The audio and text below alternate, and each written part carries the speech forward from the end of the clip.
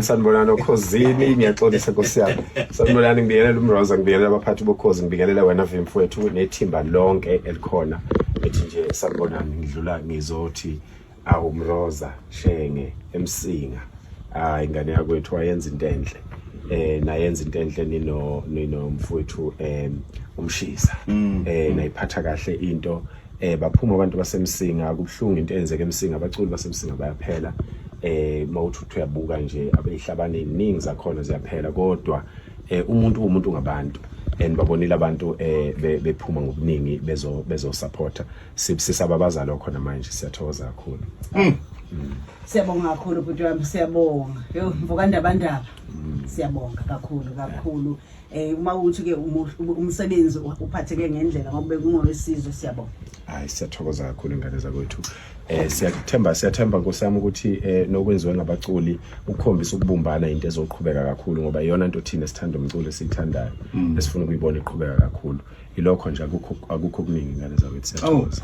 Siyabonga phakela umthakathi madoda kuzibalanga umhosha udungulwandle undabandaba madoda ekuseni kusa nje sivuka ngamakhosi yinhle lo nto mayini. Hayi kunjalo siyathokoza.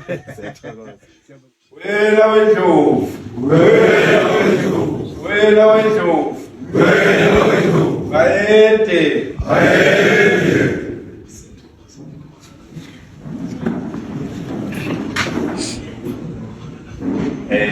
ngicela ukukhuleka kulentobeko enkosini yami uSebenzimake.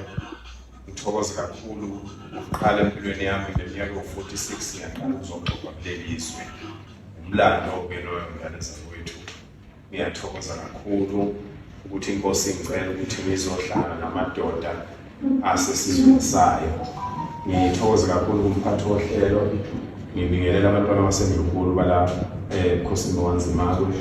Ngibingelele iy'nduna zenkosi uNzimake abadidiyeli noNdunankulu. Ngibingelele iy'nduna zenkosi yami uMshaba esuka lapho Oshabeni. Akudingeki kuvulwa amafeni eShabeni ushawa umoya nje.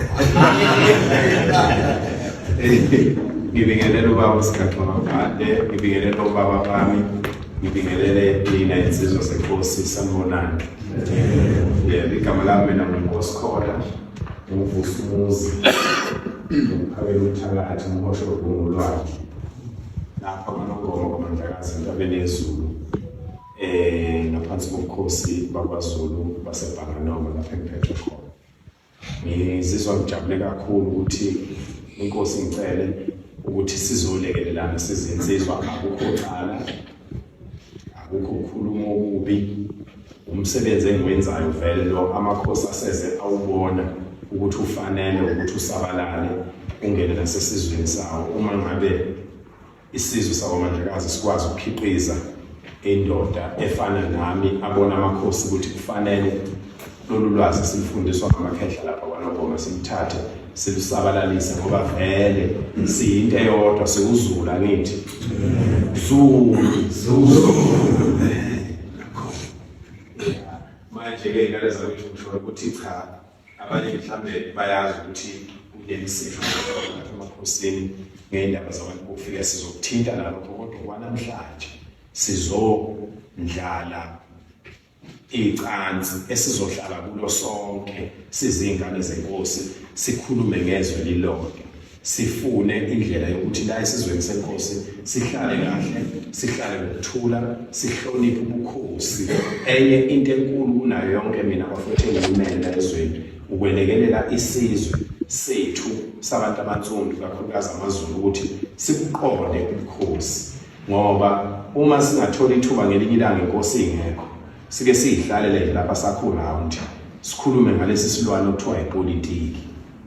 Ngibone ukuthi ipolitiki ibambelele kanjani impilo zabantu namanje njengoba kubhekele ezinkethweni niyabona abantu bayafa manje.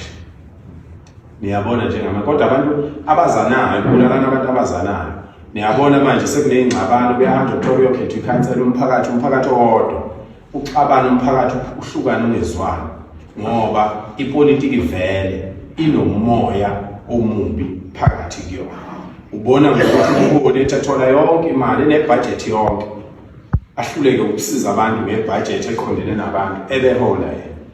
Bona lapho ukuthi ipolitiki into engekho right. Into ongafanele siyivumele ukuthi sixabanise. Kufanele kube yinto nje esihambayo ngelanga lokuvota. Sambe umuntu ayovotela lento ayithandayo. Uma ngabe iqembu lakho likubize umhlangano walo ungewona umhlangano omphakathi, uhambeke wena uhambe futhi ubhiyoze kahle lapho kumhlangano khona weqembu lakho ukuthi kungaphela lokho ubuye sizoba ngabantu ngoba iminyaka iwu32. Iminyaka iwu32 nalona iveza ngathi uhlakaniphile manje ngathi khona into asezoyenza entsha unamanga.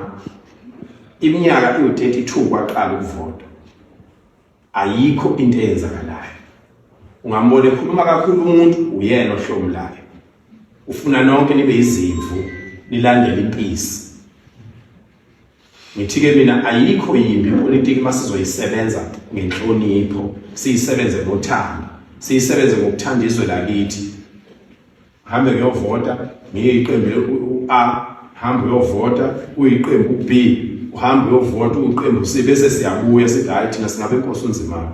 Sakhela isizwe senkosi uNzimanga, singabandawonye, ngeke sihlukaniswe ipolitiki. Sihlekane simbambathana amahlombe sithi hayi kulolu ukhetho mfana hayi sokushaya thina.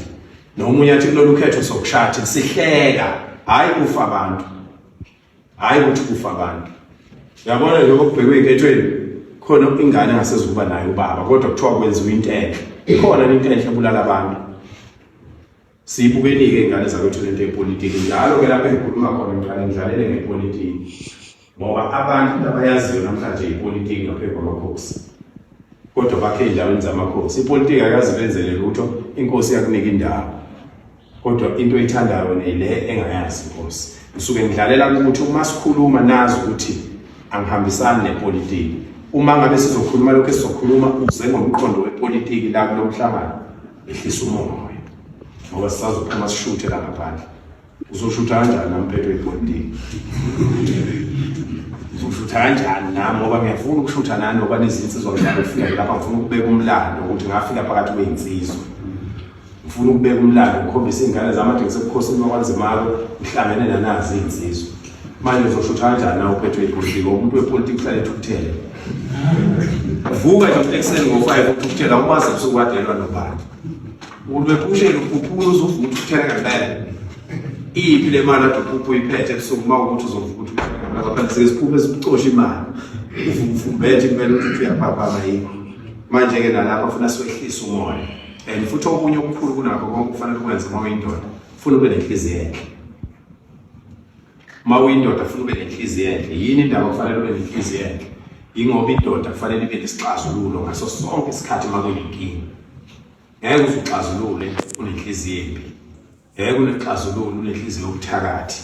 Ngeke uxazulule unenhliziyo yokuzonda abantu bangakini. Ufisa ngathi wena ungahlangana nabantu bangaleya uzuzoxabana nabantu bangakini. Noma uhlangane nabantu bakwezinye indawo uzoxhaphaza inkosi yakho noma isizwe sakho yini. Ngeke ulungise lutho manje njalo. So ke ubukhosi ke bafowethu mina iyona into engikhuliswe ngayo. Iyona engiyibonile ukuthi uma singaba ngamadoda sonke silwele ukuthi ubukhosi abuqine, ubukhosi sikweluleke, sibeluse nabo ubukhosi ukuthi abuphazamiseki ngoba phela ubukhosi buphethwe amakhosi nawo abuye abe ngabantu. Kufika abantu eduze kwawo bezowaphazamisa, igcina inkosi ingeyinhle kanti yenziwa ngamadoda aseduze kwayo. Sibuvikele ubukhosi, sibe seduze nabo, sibuthande, sibonise lapha nalapha ukuthi hayi lapha besibona kanjena enkosini akushiwo. Ubeka umbono. Awusho ukuthi hayi inkosi, hayi wena nkosi iyabhediyeke lento lena yenza ukuthi cha. Kuthiwa enkosini awu Nkosi uNzimanga baba, siyazi ukuthi inkosi ihlakaniphile. Siyazi inkosi yethu indala. Njengoba indala nje inkosi yethu indala inolwazi. Siyazi ukuthi inkosi angeke ifune yona ukuthi isizwe sayo sonakala. Kodwa njenge ingane zakho Nkosi siyakhuleka Nkosi uNzimanga. Ingaba njani inkosi mayingabuka kanje?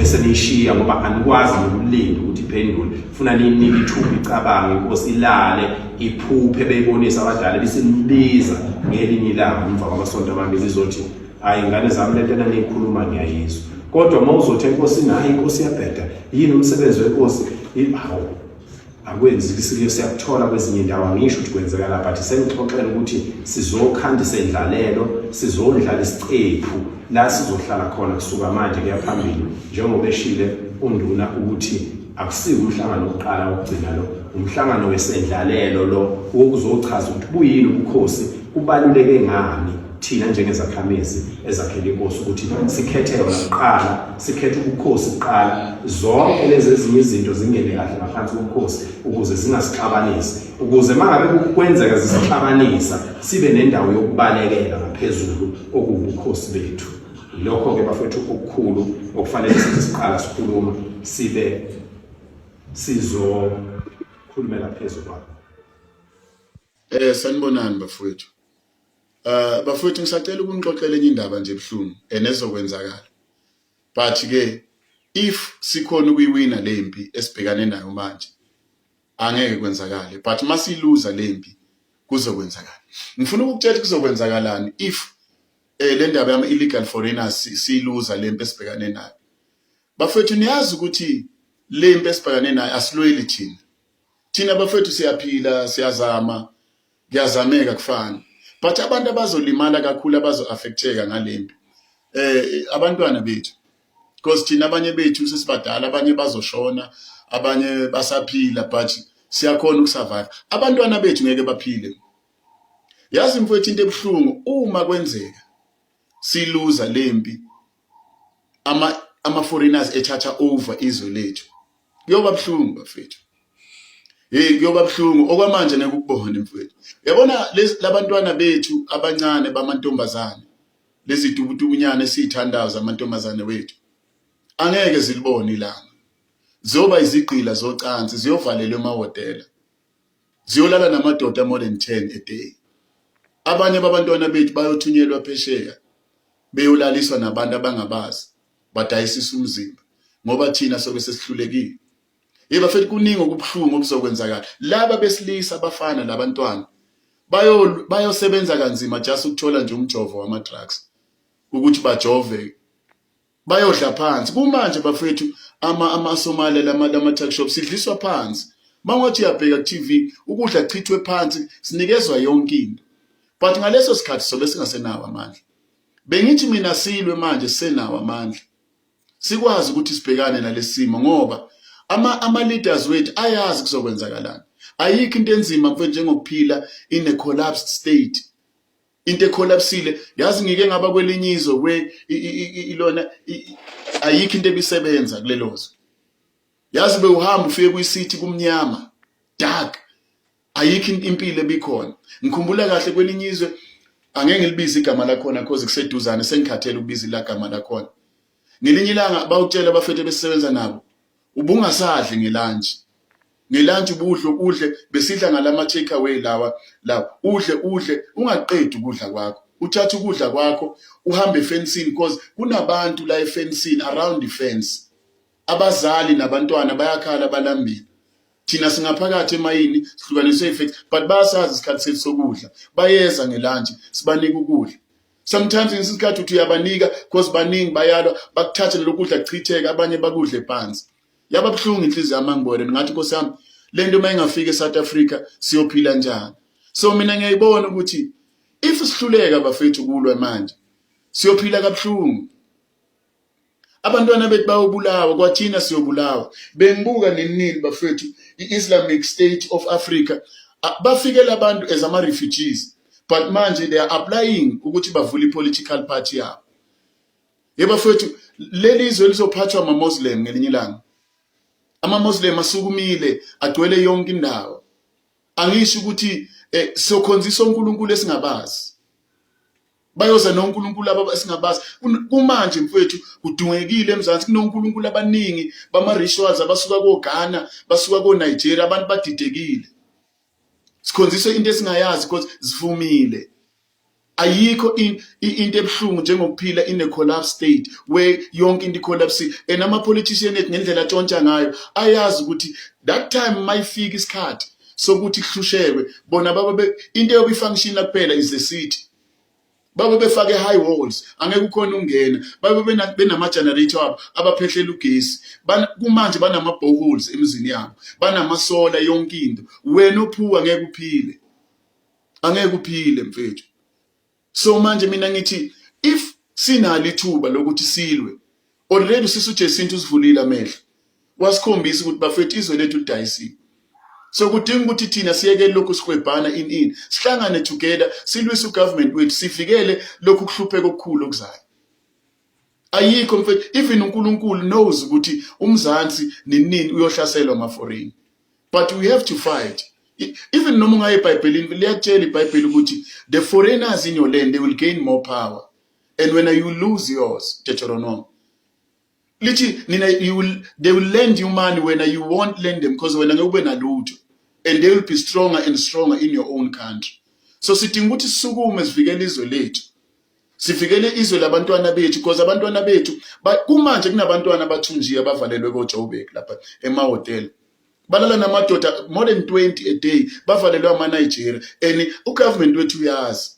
So bafethu sidinga ukusukuma siyekele ukulwa sivikele izwe lethu mfethu. Amanye amazwe awaphili ngihlale nginichazela amanye amazwe awaphili abalekela la eMzansi, and now they want to take over izwe lethu and thina sithule silibele ukulwa silibele ukukhombana ngabe sihlangana sonke silwe izwe lethu nabantwana bethu bakhona ukuphila ngoba nathi salwelo nathi kunabantu abasilwele ukuze sikhona ukuphila. Ngihlale ngigcizelela leyo nto ukuthi abantu basilwele ama-60s ayelo afa efela thina. So bafethu asisukumeni kuzoba nzima eMzansi, mina ngiyabona kuzoba nzima enongaboni kusami ngemzwela. Ngiyabonga. Iyahlekisa indaba yokuthi abantu abamnyama subconsciously know. And funny enough, in such situations, abantu abakhuluma bezwakale ibona futhi labo who are in the positions of privilege. Funny how ukuthi abantu abangazwakali when they explain their issues ibona laba baphansi, but laba bayi-working class who have access to resources. TikTok is a resource, YouTube is a resource, proximity to whiteness is a resource, proximity to resources is a resource. The very same people who should be advocating for inhlupheko yabantu agabashiye emuva should be the very same people aba advocate but ibona ba too quiet. And ngiya understand ukuthi maybe to a degree there is a bit of sacrifice that you have to do for advocacy, but iqiniso elimsulwa lithi people hate poverty so much that they end up hating poor people. People hate their background so much that they end up hating the very same people who raised them, who were with them when they struggled. That is the issue esinayo. And you speaking for the poor, ufila ngathi somehow kuyakuthenta kuyakungcolisa, and you guys are ashamed of your past. You're ashamed of amakhaya. You're ashamed of amalokishi eniphuma kuwo. You guys hate your past. You hate poverty to a degree that you hate poor people. How did we get here? How did we get here? When you had a few lucky breaks and people who actually believed in you, when you worked hard enough to get there, why ungaboni ukuthi labo bantu nabo they need you to be their lucky break? Mina, that is my whole issue with laba bantu abahola 80,000 abama manager abanezibongo ezifana nezabanye abantu abamnyama who don't do shit to advocate for abanye abantu abamnyama.